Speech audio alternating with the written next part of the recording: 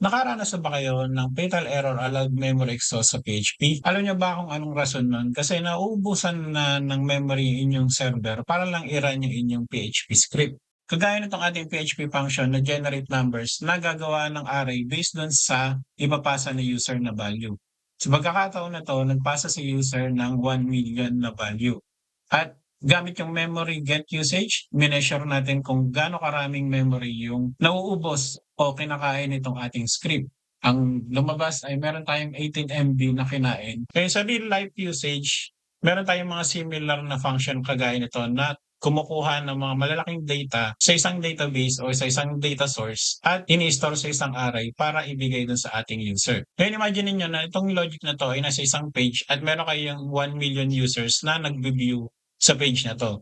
Doon lalabas yung allowed memory size exhaust kasi for each 1 million user ay kakain sila ng 18 MB memory doon sa inyong server. Ngayon, paano ba natin siya i-optimize? Yan ay yung paggamit ng guild approach. So makikita niyo dito ay nag-generate tayo ng same function pero ang gagawin natin ay i-store natin o re-return natin yung generator object using guild.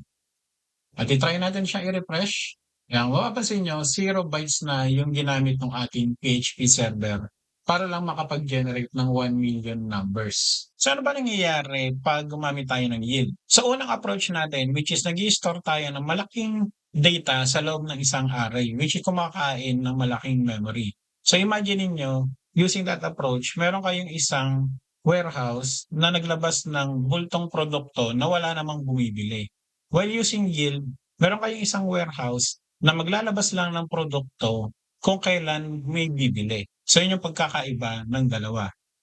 Kung meron kayong natutunan sa lesson na to at nagustuhan nyo, please consider liking. Again, maraming salamat sa panonood at kita-kita tayo sa susunod na quick lesson dito sa Pinoy Free Coder.